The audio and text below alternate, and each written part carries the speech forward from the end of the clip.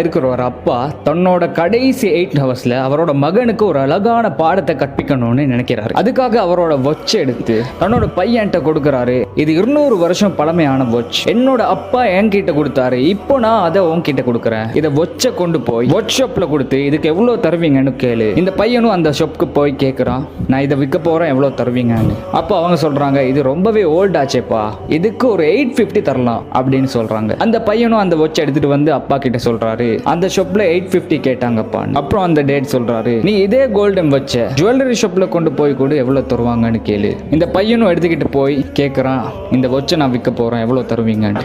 அவங்களும் கொஞ்சம் பார்த்துட்டு சொல்றாங்க, இது ஃபேட் ஆகி இருக்குதே, இதுக்கு ஒரு 1050 தரலாம் அப்படின்னு சொல்றாங்க. அந்த பையனும் அப்படியே எடுத்துட்டு வந்து அப்பா கிட்ட சொல்றான், ஜுவல்லரி ஷாப்ல 1050 தரலான்னு சொன்னாங்க.